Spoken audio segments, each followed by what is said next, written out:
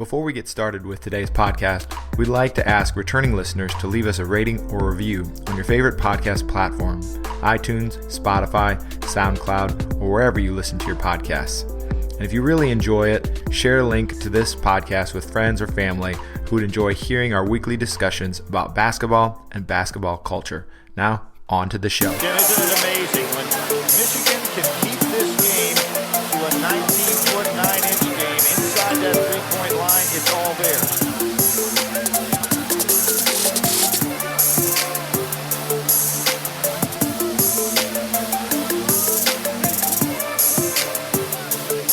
Nice move by Steve Fisher here. Turn it into the 19. Welcome to the 19-9 podcast. This evening, we're putting in extra work at Station 13, breaking down the rise of the NBA with Pete Croatto, author of From Hang Time to Prime Time, Business, Entertainment, and the Birth of the Modern NBA. Welcome, Pete. How are you, man? Good, Aaron. Happy to be here. Thanks for having me. Hey, I want to start off. This is a thing. So I'm in education, and one of the things I loved about the book, and we won't give away the hook, but I'm curious, always love writing. How did you come up with the kind of hook, the way you jump into this book? Because I love just kind of the way it like was out of the blue and caught me off guard because I'm expecting immediately to be talking 90s Knicks with you or something. And it's just not that way. So I'm just curious about your process as an author and how you come up with something to catch people right at the start of a book. Yeah, I guess you're referring to the Derek Fisher Dancing with the Stars. Yeah, no. To me, that encapsulated what the Let me think about this because that's a really good question. To me, that represented just how far the NBA had come in terms of being mainstream entertainment. For those who forgot, and if you have, good for you, because it's a horrifying piece of footage. But back in 2017, Derek Fisher, who was former NBA coach, Lakers point guard with Kobe and Shaq, appeared on Dancing with the Stars. And I think during his first performance, he did a routine to Curtis Blow's old school rap classic Basketball, dancing around in like a sequin outfit with a basketball, and it was it's absolutely ridiculous. I mean, it was one of the back in 2017. If you're a denizen of NBA Twitter, like that was the top of a discussion for like a good 3 hours. Was just, can you believe what's happening here?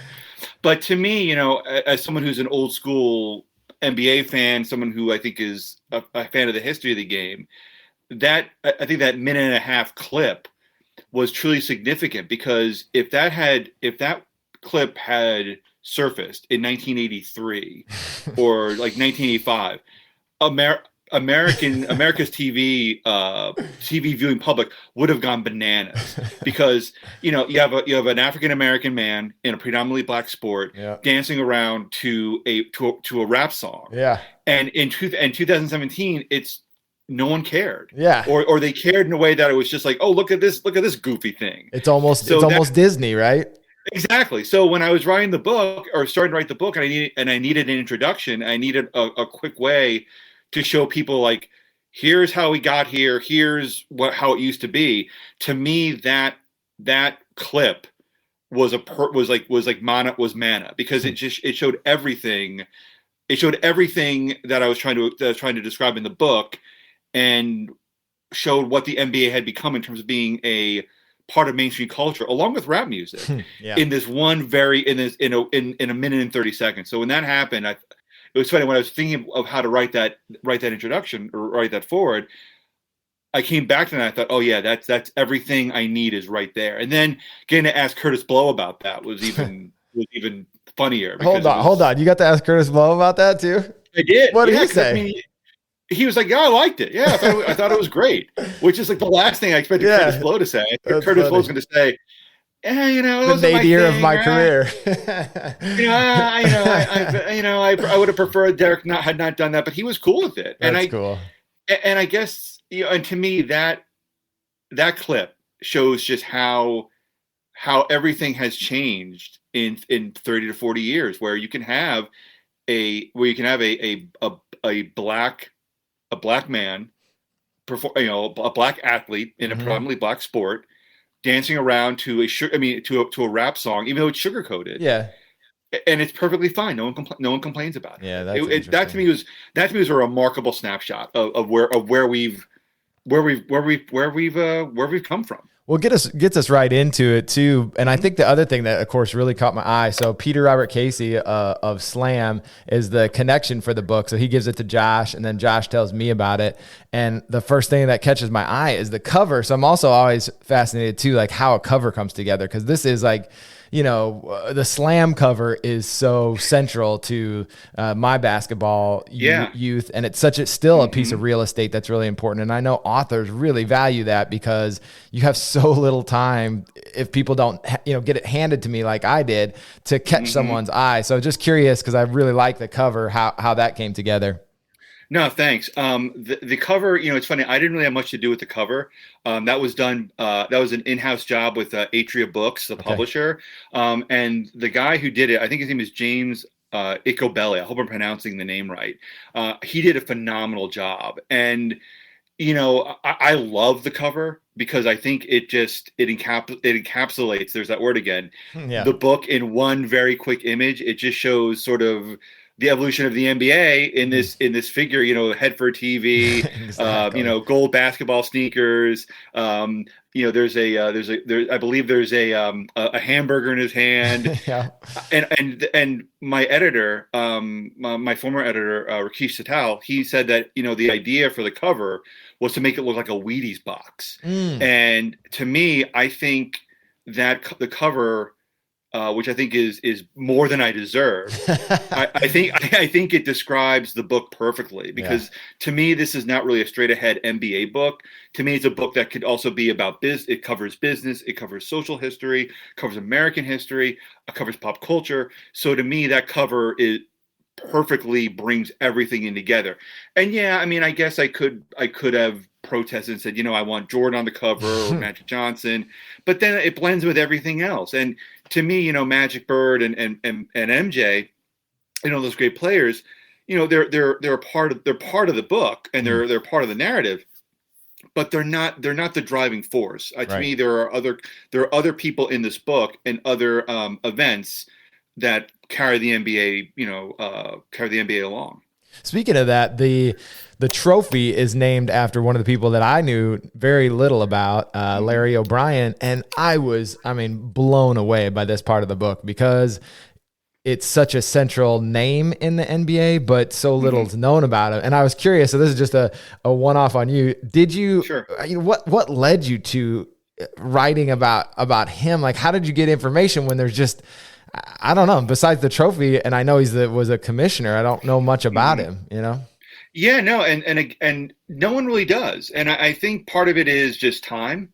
He was a central figure in American politics for 25 years. Yeah. But he was part of JFK's Irish Mafia. He was part of LBJ's cabinet. He was a major player in National Democratic Party politics. But, time makes us all relevant. And I think, Larry O'Brien's heyday was in the 1960s. So, I barely remember what happened yesterday. So to ask somebody to recall a political figure who wasn't a president, from that many years ago is a hard task. And that lack of knowledge, and I didn't know much about Larry O'Brien either, that's what made me want to learn more about him. And how to learn more about him? Well, it's really just work.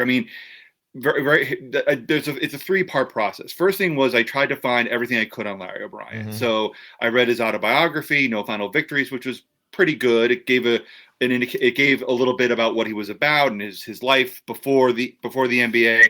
There's a famous Time magazine article where he's on the cover, Time magazine article where he's a subject. He actually made the cover of Time magazine. It's calling his friends and associates from the way back. And then I got lucky. One of the first people that I called was Larry O'Brien III, Larry O'Brien's son. And I said, I'm writing this book. I don't know much about your father. I want to know more about him. Can we talk? And Larry was extremely gracious and extremely accommodating. I mean, again, I'm not a nationally known reporter. I'm not a big wheel at the Cracker Factory. So Larry took a lot of faith to trust me and to talk to me. And, he sent me a bunch of stuff of his dad's, NBA memos from the NBA, a DVD about his father's life. And then in the course of conversation and talking, Larry said, my dad wrote an oral history of his time at the NBA. It hasn't been published. And my first thought was, well, can I take a look at it? And he said, yeah, why don't you come down to Washington, and we'll, you can take a look at it. So in 2018, I think it was July 2018, my wife and my then, 1.5-year-old daughter made a 5-hour trek to DC, and I spent 2 days in an anonymous office at Larry O'Brien's office, just going through this oral history and taking notes and taking photos. And that was a gold mine. And then, you also talk to other, I also, in going through the book, names come up. You talk to those names if they're still alive. I also talked to Jan Ackerhelm, who was Larry O'Brien's secretary for many years. So the more people you talk to, the more names you get, and those names lead you to other names, and they lead you to revelations, and that's really what this book was all about. It was just, okay, I know nothing. I went in not just with Larry O'Brien, but with everyone else. I know nothing, so I'm going to talk to as many people as I can, and those people that I talk to, I'm going to ask them if they can direct me to somebody else, and that worked out really, really well. And it especially helped me filling in the blanks of Larry O'Brien's life, because, like you, I had no idea about him. I just knew the trophy. I vaguely knew he worked for JFK, but in researching and reporting the book, I'm now convinced he's probably the most overlooked figure in NBA history. I think his value to the NBA is massive, and I don't think he doesn't get nearly enough credit for the role he played in shaping the modern day NBA. We definitely make the case for that, and it's fascinating to read about. I mean, his role in the merger, and I think you had something where you talked about where there's his political savvy versus Stern's operational, logistical mind is just a fascinating to watch. They just came along at those perfect times. Like, he was the leader that the NBA needed at that time, and you did a really good job just telling that story of how they, transition and help each other, kind of bridge that gap between the two of them as well. Yeah. Larry O'Brien. Thank you. I mean, I really wanted to make Larry O'Brien's case clear, because with Larry O'Brien, what he did more than anything else, and I think this is very clear in the book, is that he brought legitimacy to the NBA. The NBA needed a headliner. They needed somebody who was going to make headlines to come in as commissioner, and Larry O'Brien was it. I mean, he was fresh off 2 terms as the head of the DNC, so that's a big name. Yeah. I mean, the NBA was almost a step down for him. Yeah. So for him to come in, that gave the league immediate respect, and it also gave the league a commissioner who wasn't a homer. Right. Larry O'Brien didn't have any alliances. He didn't have anybody that he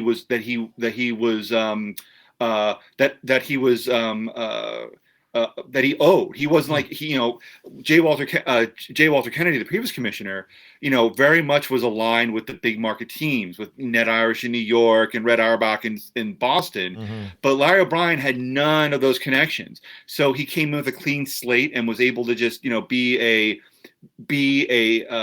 leader and just sort of just rule straight down the middle. And the other thing that he did, and you mentioned this just now with Stern, was he made a case to hire David Stern full time, and he made him his protege.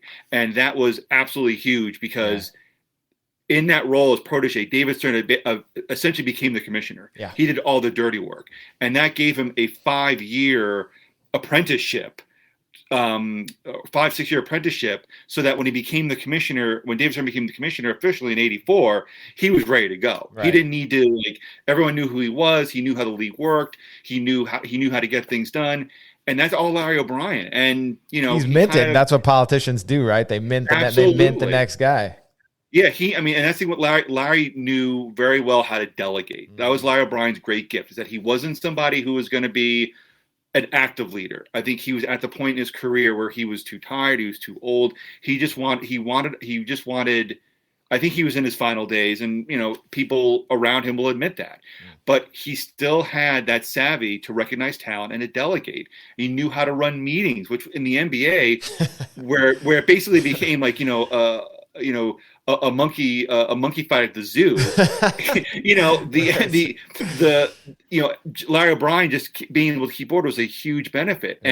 But the biggest benefit, as I said, was him recognizing David Stern, giving him the title that he wanted, giving him the power that he wanted, and just letting David Stern do the work. And here we are, 40, 50 years later, and I think the proof is in the pudding.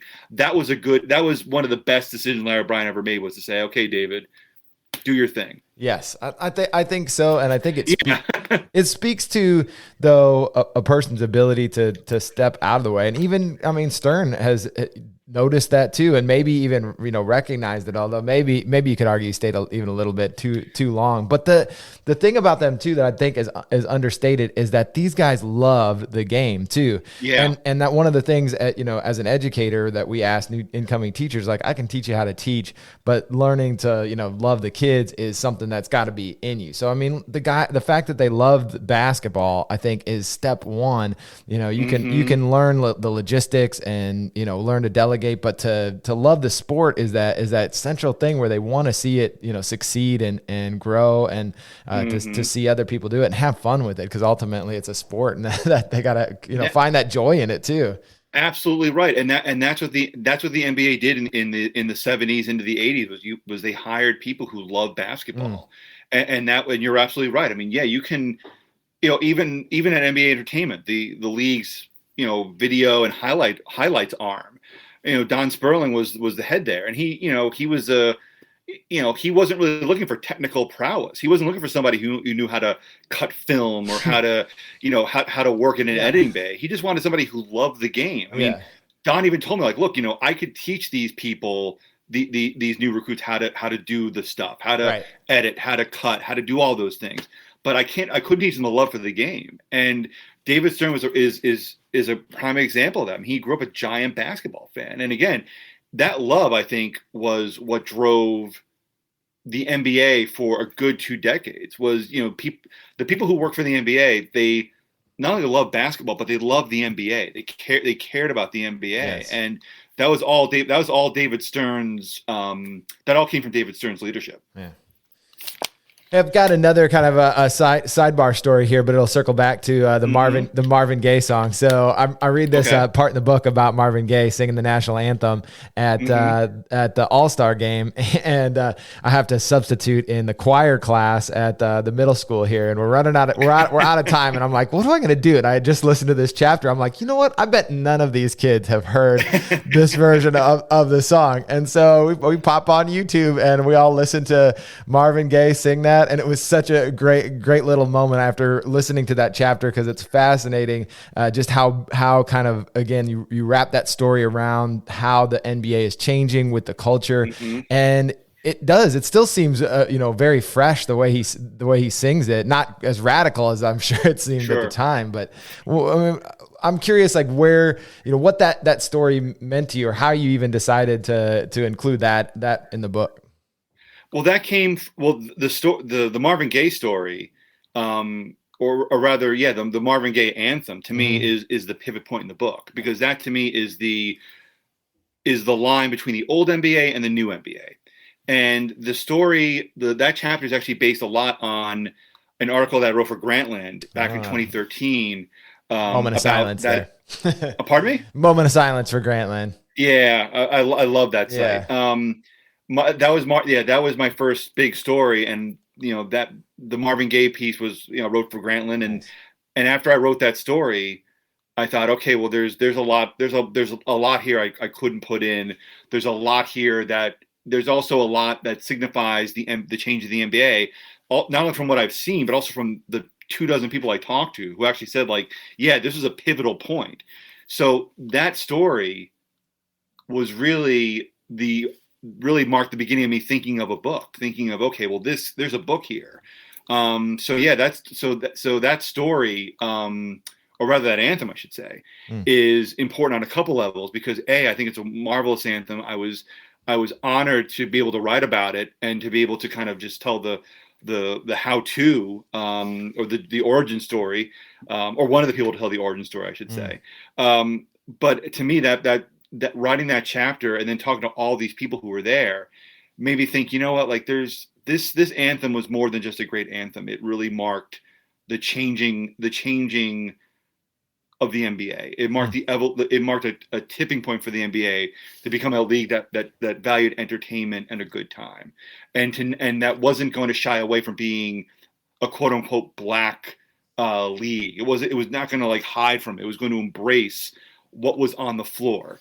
And to me, Marvin Gaye's national anthem at that All-Star game is a pivotal moment for the history of the NBA. And I also think it's a damn good anthem. But I'm curious, what do the kids think of it? They liked it, actually. It's so fun. You watch people. I mean, Marvin Gaye is undeniably like. I mean, I told him I think he's got. I don't know if he's not my favorite singer ever, but right. You could argue that he's got the best voice ever. Like it's just undeniable to anyone. And it's choir class, so they're enjoying it. But it's fun because of course the anthem is a bit in the news for controversy, and to tell them like, look, this was controversial at that time. So there's always a way to use moments to politicize things, and ultimately what you're trying to do is express yourself and try to move the conversation in a positive direction if possible. And I mean, I think that's what he does. He comes out there with swagger and his sunglasses on, able to be who he is and just opening up, eyes. Some of the people are going to, reject it, but a lot of people obviously embraced it, and it moves the conversation and culture in a positive direction, I think. Absolutely. I mean, I think what's important about that anthem is that, and Marcus Johnson told me this, and I haven't forgotten it. Like, that anthem represented what was on the court. It represented the black NBA. Yeah. And, for years, the NBA had trotted out like, kind of. I think you said Pat Boone before. It was Andy Williams, actually. Andy Williams, the All-Star game. Okay. Robert Merrill, yes, and again, these were all, these are, they're great singers, and they're internationally known singers, but they didn't represent what was on the court, not only just in terms of the racial dynamics, but also the style. Like, I don't know. I mean, I'm certainly no musicologist, but when I think of Andy Moon River Williams, I don't think of a Magic Johnson fast break. No. I don't think of the NBA. But to me, what Marvin Gaye brought to that anthem, that to me is the NBA. It's soulful. It's beautiful. It's poetic, it's passionate, and again, it has all these musical elements that represent black culture, and it worked. It was the right song for the right moment. And you're right, people got upset about it, but it's funny if you look back at the sports columnists, kind of venting about that. It looks so foolish. I mean, those comments have not aged well. But that anthem is iconic. It's going to be around it's going to be around forever. It's got middle schoolers still bobbing their head, so that's a positive. I'll take that as a win. Speaking of that, though, I think that it also represents something that you hit on, and that's television. And I'm curious, just how did you decide to get in? Because television is such an interesting part of the story. There's the tape delay that you always hear about. There's CBS, giving up the NBA for the NCAA. I'm just curious, like, why did they do that? How did you get into just exploring that kind of that landscape? Because there are about how TNT started and just the shoestring nature. Oh, there's just so much good stuff in there.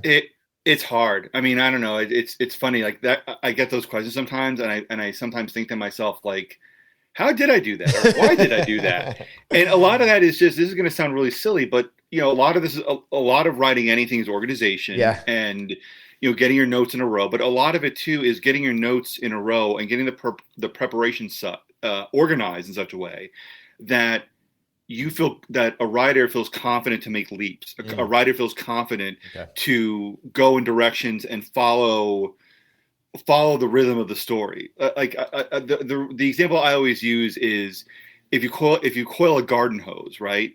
The garden hose goes in one direction. You eventually maybe you lose it for a little bit, but you find that direction and you keep coiling the hose. And that's really what this book was. But to break it down into like A plus B equals C, right? I think with CBS, I wanted to pursue that because you hear so much about NBC. Yeah. Rightfully so. Marv Albert and Mike Fratello and Will Obey and Ahmad Rashad, and and Peter Vesey and all the and they deserve their due. But the one thing that's true is that pretty much everything has a precedent. So like NBC had to come from somewhere. So in deciding on the year 75 to 89, I thought, well, okay, well CBS was the main player back then, and they were absolutely, and so they had to do something right to have the NBA for all those years. And lo and behold, you ask around and you dig around and you figure out that CBS really was a innovative and wonderful television partner for the NBA, and that's for a couple of reasons. First, they gave a shit about the game. Yes. That was the first thing, and a lot of that has to do with an executive producer named Ted Shaker, who was pretty much just handed the NBA as like, you want it? Good luck. No one wants it. You want it, Ted? Like, sure, go. Yeah. So Ted Shaker took this, and then, he decided he came from the NFL Today, and that was a very innovative and creative show with Phyllis George and Brent Musburger and so forth and so on. So he began to put together elements that worked. They focused on camera work. They didn't, on camera work that told a story. Ooh, they found announcers that could keep up with the game, that weren't going to be insulting or stumble over their words. Folks like Tommy Heinsohn and Billy Cunningham, people that were excited about the game. They gave Brent Musburger another gig, and he fell in love with his role as a play-by-play guy. They gave personality to the games. Pat O'Brien as halftime reports. CBS Sports treated the games as entertainment, and the best thing that could have happened is that because CBS Sports had pretty much every sport under the sun, Ted Shaker and all the cameramen and producers, they had free reign. They could do whatever they wanted. There was no one telling, oh, we can't do that, you can't do this. And David Stern, being such a keen observer of what worked on television, and as someone who loved personalities and stories and entertainment and who knew that was the key to getting fans into the NBA, it was an absolutely amazing partnership. And it was so good, in fact, that when CBS lost out on the NBA and the NBA went to NBC, Ed Desser, who's the director of broadcasting for the NBA, actually had notes he was ready to give to NBC of what they liked CBS, what they liked from CBS and what they wanted to do, what they wanted to see done. That's so it was that good of a relationship, and it's a shame that it ended. Yeah. But it ended. I can get into that story, but it ended because CBS wanted the NCAA tournament, and the NBA didn't want to play second fiddle to them, and that was probably fair. Yeah, it was. The NCAA tournament is just it's a behemoth. It's huge. Yeah, but David Stern was somebody who had absolute confidence and absolute pride in his product. Mm-hmm. And he did not want to take a backseat to anybody. So when Neil Pilson, the president of CBS, is saying, look, David, we want to keep both of you. We want to keep the NBA, but we can't give you everything that you want. Like the NCAA tournament is going to take up March. That's just the way that it is. he wasn't going to go. There's just there's just a certain level of ego that you get to, and you've been that successful that it would be hard to. That's just a hard sell, right? Like you're saying what, just I can't imagine trying to do that. Yeah, no, but CBS also dug its own grave because if you remember, they also spent $1 billion, I think, on baseball. Like it was really a terrible deal because I think it was something like 12 regular season games, the All-Star game, and the championship series in the World Series, and it was a disastrous deal because the first couple of series, the 1990 series, I think was a sweep. Baseball is also kind of a dying sport at that time. It was sort of losing momentum, and CBS took a bath on that. Brutal. That's brutal. I wonder. It's probably impossible to, for sure, decide. But I wonder how much CBS played a role in, because you talk about the storytelling they did in the shift in the NBA from just, as I think you had Leah Wilcox saying, the NFL is just laundry, but the NBA is the players. So they kind of make this shift towards telling the story of the players, because that's so much what the modern NBA is. It's so represented by the players. I mean, you and I were talking before we started recording how, you almost can cheer for the NBA, right? Watch games because I like a player. LeBron moves around, but I just like LeBron. So wherever he's at, I just want to watch him play, Exactly right. And that was a David Stern mantra. It was just, let's focus on the players. Let's focus on what makes the game great. Let's focus on the personalities. And that's the thing, the NBA didn't have any tradition, so they could do this. They could focus on marketing and image and all of those things that attract the casual fan or that attract the non-fan. And you're right. And again, it bleeds to this day because I can't think of another sport where you have more players that are referred to on a first name basis. Right. So that condition, that status today goes all the way back to the 1980s and 1970s with David Stern saying, look, let's put the players on T-shirts. Let's give them let's put them on videotapes. Let's, CBS, let's highlight Larry and Magic, and that was all a deliberate strategy. And it absolutely paid off brilliantly because for a couple of reasons, you can watch any game now because, if LeBron's playing, you're a LeBron fan, or you're the same way that you're a Michael Jordan fan or a Magic Johnson fan.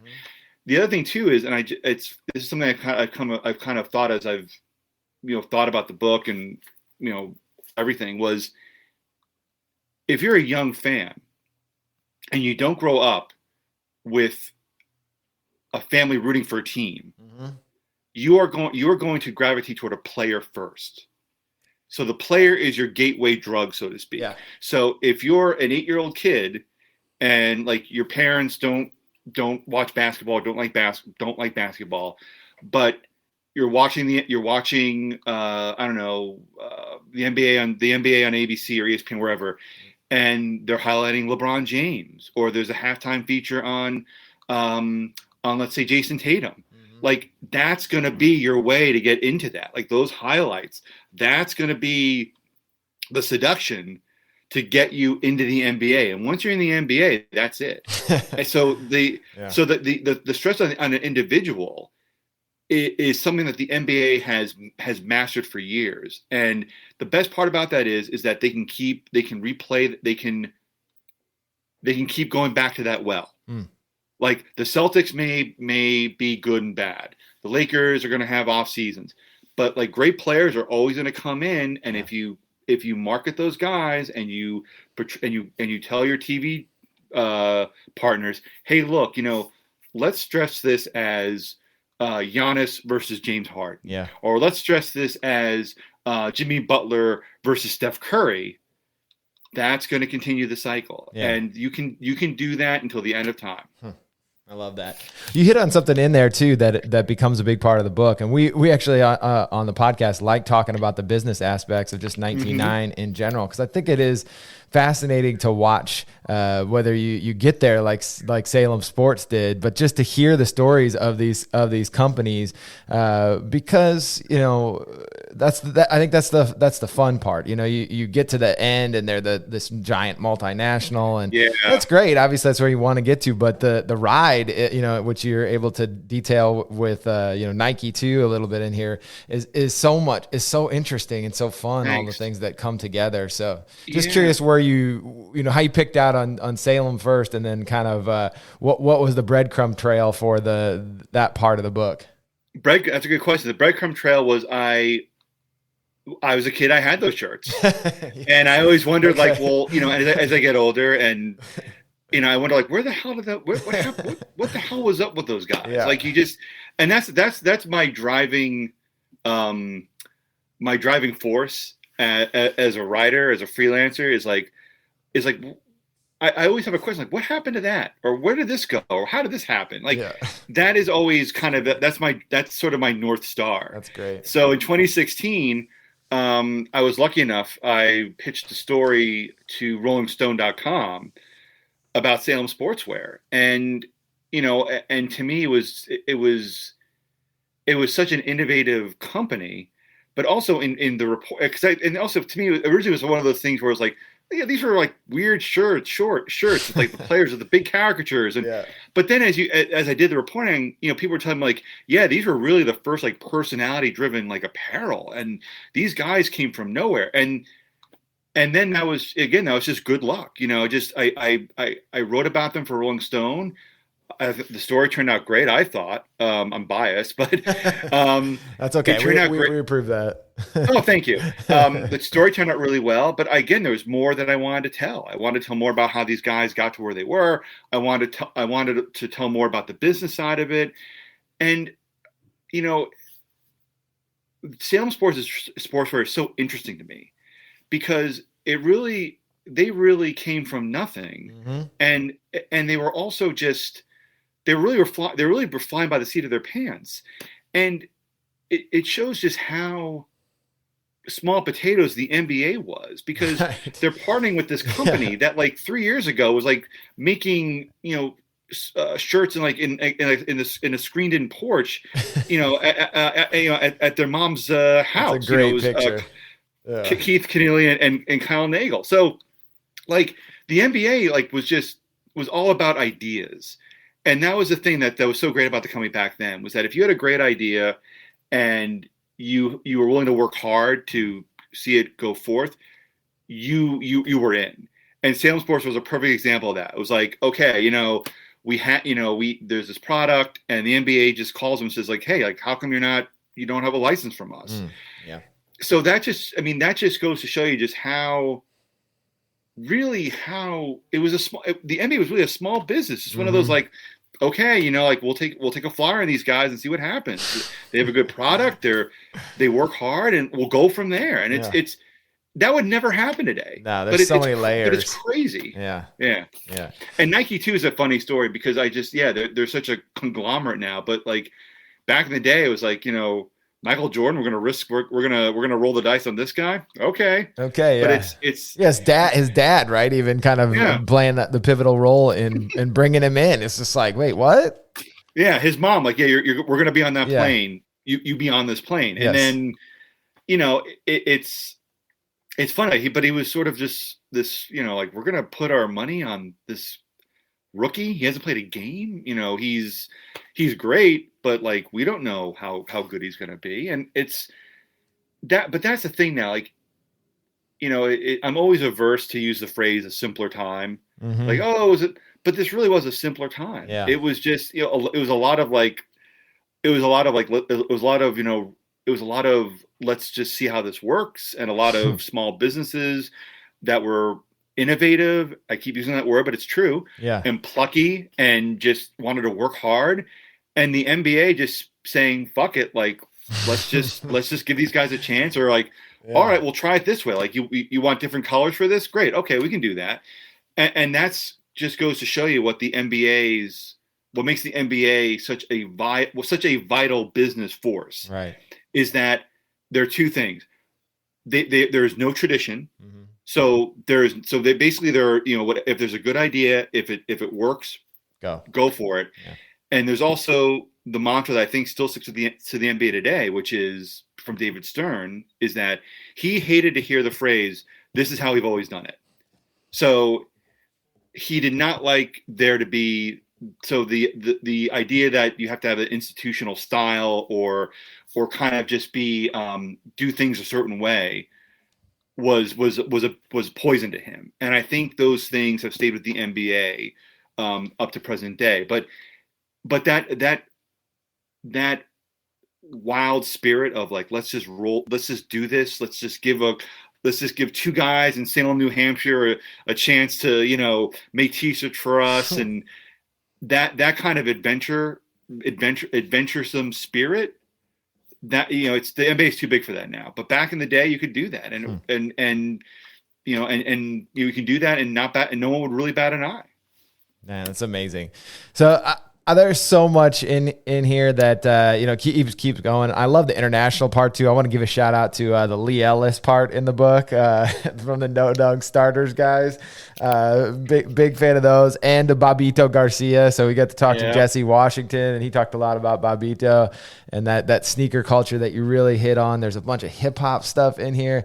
There's just so much. Like I want to encourage anybody who's listening, go get the book, read the book. Like it's fun to listen to this, and I so appreciate you kind of spinning some of the stories in different directions. But the text is like you will definitely learn something if you're a small business owner. It's got some business ideas. I love Josh lets me pitch him half-baked ideas sometimes when I come down and talk to him. So I've got a couple from the book, some half-baked ideas for him, and he has to fully bake them. But I like pitching them from different things. No, I think you've explained the book perfectly. I don't think this is, to me, the best sports books are never just about sports. And to me, this is a book that goes off in a lot of different directions, and the NBA is sort of at the center, pulling all of them in. So it's a book that, I wanted to write a book that if I were a basketball fan, I'd want to read and I would enjoy. But I think there's a lot here that kind of just shows how the NBA got to become this mammoth cultural and business force. And that's something that I wanted to explore and get to the bottom of. And I think I got there. I mean, maybe there are a few stones unturned, but hey, you know what? I'm only one man, and I got a daughter and a wife, so there's only so much time. Don't worry, I've got a half-baked idea to pitch you here at the end, but I've got a couple of quick hitters here first before I get you out of here. All right, first one is during my background research, I found that you wanted to be a movie critic at one point. Yes. So give me a couple of the best basketball movies of all time, or your personal favorites at least. Oh man, it's long ago. I wanted to be a movie critic, which looking back now was a misguided idea for a variety of reasons that I'm not going to get into. Yeah. But yeah, there are several that I like. White Man Can't Jump is a movie I go to quite a bit. Hoosiers is a favorite. I know that some people don't like it. I mean, to me, it's just like pure Hollywood hokum, and I can't resist it. You know what? A couple of other movies that I like that I don't think get enough love. This is going to sound crazy, but Just Right with Queen Latifah is really good. Okay, I love it. I watched that. I watched that because I used to write a basketball film column for Hoop. Perfect. A few years back. So I watched that because it's NBA related. Yeah. And I was like, this is surprisingly good. And like Queen Latifah and Common have really good chemistry, and the story is lovely, and it's adult. Like it's not, too syrupy or too silly. Nice. That's a really good one. Love and Basketball is a really good film. I don't think people give that enough love. Let's see. Those are the four. I'm trying to think if there's a fifth one that kind of gets lost. You know what a good documentary is? I don't see enough people talking about it.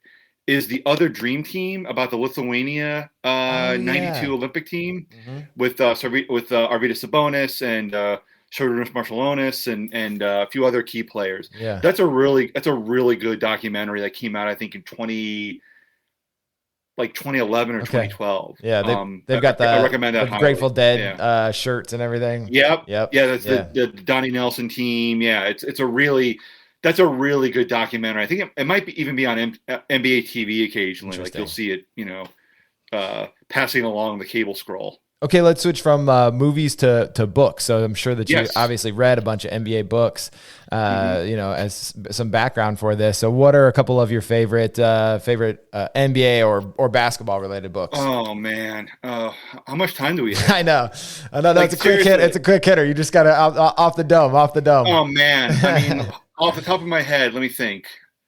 Oh boy. Okay, Terry Pluto's Loose Balls, his oral history of the ABA, Yes. is a book that I love. I've read that probably 4 or 5 times. I think it's an amazing book. Let me think. Okay, the 2 David Halberstam books. Okay. Breaks of the Game and his book on Michael Jordan are excellent. David Halberstam, just an amazing journalist who died too soon. Yeah. Those are great books. Let's see what else. Oh man, this is gonna kill me. Anything by Jack McCallum is great. Wow, he's so good. He's a wonderful writer. His book on the Boston Celtics, Unfinished Business, is terrific. You can get it from your local library. Jeff Pearlman's book on the Showtime Lakers, Showtime, is great. And that's going to be turned into a limited run series pretty soon. Oh, I really? think. Nice. Yeah, on HBO. So that's in the pipeline. Oh boy, Kate Fagan's the Reappearing Act is really, really good. It's about her coming out as a lesbian when she was a basketball player at Colorado State. Interesting. When she was she was a player there, and a very good player. Oh boy, what else? I'll keep going. Yeah, there's so many. That's the thing. Like, there's so many books that you should read after this one or before mine. I keep going back to Bill Simmons' book. I don't mean it's huge, but I grew up. I mean, I didn't grow up with him, but like I started reading him when he was just Page 2 with ESPN. Yeah. And when he wrote a basketball book, I just kept going back to it, even though there are books that I like better, but for some reason I just get hooked in with the debates and all that stuff. So that's a book that I go back to pretty frequently. Yeah. Let's see. I'm trying to think of anyone else. Oh boy, I'm going to forget someone as soon as I get off here. Let me take a look behind here. But that's all right. I know. Yeah, I was gonna. You've got some cool, a lot of books behind there, and I see maybe possibly the Orlando Magic trade board over your other shoulder. I was trying to figure out what's on your whiteboard. If that's Orlando Magic trade. No, that's just demented scrawls of people I have to contact for book publicity and for stories. Love it. A few other books. Kareem Abdul-Jabbar's Giant Steps, his first autobiography, is great. It is a very candid, very forthright read, which I think it's out of print, but you can get copies somewhere. 24 seconds or less. I believe it's Leonard Schechter. No, it's Leonard Coppett, about the early days of the NBA is wonderful. And it's a great, it's a terrific read from like 65, 66. Let me look around here. I'm going to forget something. Second Wind, Bill Russell's memoir, Taylor Brancher's autobiography. Excuse me. It's a great book. It is extremely, it's very much like Bill Russell, just wise and honest and bracing. It's great. And then some recent books that were good. Yaron Weitzman's book on the Sixers, Taking to the Top, is really good. Sean Fury, a friend of mine, he wrote a great book about the history of the jump shot called Rise and Fire. Nice. That's still available for purchase. Very good book. Sean's a good guy. I don't know. I mean, I could go on for 30 minutes. Well, I'll tell you what, the Terry Pluto book, that's been on my list. I've been hearing that so much lately. So you'll have to come back on after I read. I haven't read it yet, so I'm going to have to, I'll hit you up if you want to come back on. We can talk a little Terry Pluto, because I'm fascinated by that era of the basketball history. Terry Pluto has written, I think, 3 of the best basketball books of the last 40 years. Crazy. There's Loose Balls. There's this book with Bob Ryan, 48 Minutes, which breaks down a 87 Cavaliers Celtics game. and there's Tall Tales, which is about the early days of the NBA. Those are all outstanding. Huh. And Terry is, I mean, again, I don't know how he's able to keep a job as a columnist and write great books. It's incredible. To me. Yeah. But yeah, I mean, that's, all these books are available from your local library. They're available online. I don't know. I mean, again, I could speak for 35 minutes about just great basketball books or great sports books, and irritate all the listeners who are remaining with my measly voice as I. That's perfect. As it doesn't matter. I wax poetic. It doesn't matter. I'm taking notes, so it's just for me at this point, anyways. Okay, speaking of just for me, my half-baked idea. So I'm listening the other day, and there's this overtime league, and I don't know how I hadn't heard about this, but they've got this Jeff Bezos money, and I'm curious about if this is an inflection point for college basketball, and wondering. They're going to create this new league. There's going to be some way that college athletes start to get paid, or at least that age gets to be paid on a more significant level. But this is specifically, I think, even maybe pushing down into the high school ranks. But they seed funded $80 million. So I'm thinking that they need a chronicler for their time. So you got to get that Bezos money. Dude, I don't have the strength. I don't have the strength to just go down and drill down in it. Hell that is. Yeah, I don't know. I mean, I do have ideas for books that I want to pursue. Good. And where are you going next? What can you give us like the genre that you're looking at even? I have a couple of ideas. One that is a sequel in spirit to From Hanging on the Prime Time, though not a direct sequel, and the other one is about a completely different sport. Okay. I don't know. I mean, it's funny. I'm always coming up with, my livelihood is based on trying to convince other people to pay for my idea, whether it's a book or a story or whatever. So like, I could be shoveling snow or raking the lawn, and I'm like, hey, this could be a good idea for a book. I mean,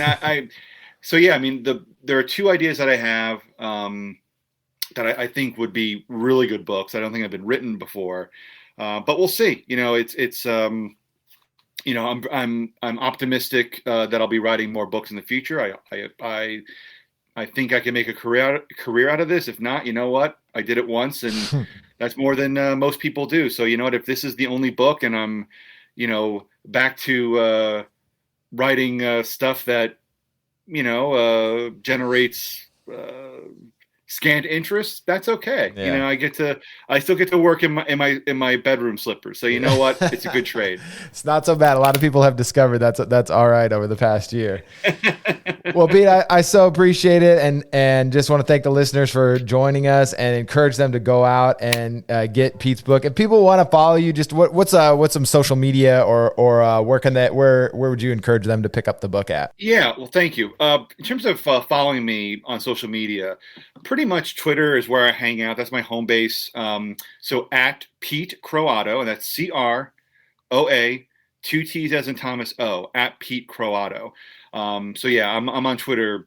It's mostly my job at this point. That's where the editors hang out, other writers. So yeah, it's sort of my professional hangout. In terms of where you can buy the book, at just about any major brick and mortar or online retailer. There we go.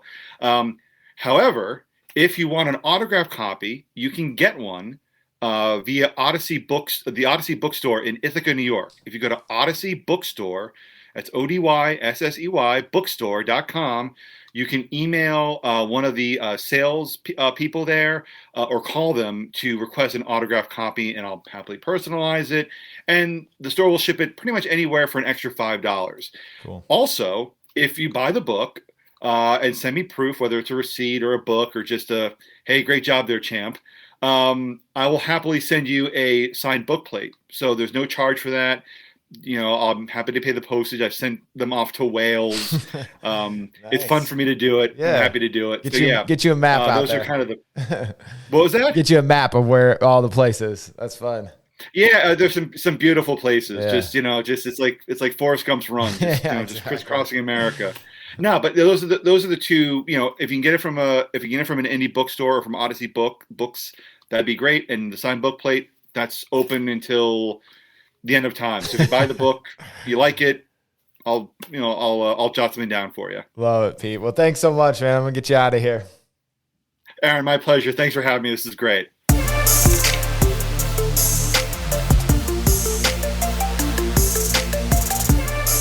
Thank you for listening to the 19-9 podcast. If you haven't already subscribed to the podcast, make sure you do. And while you're there, leave us a rating and review. 5 stars like the basketball camp. We also have links to all of 19-9's social media so you never miss a release. Until next time.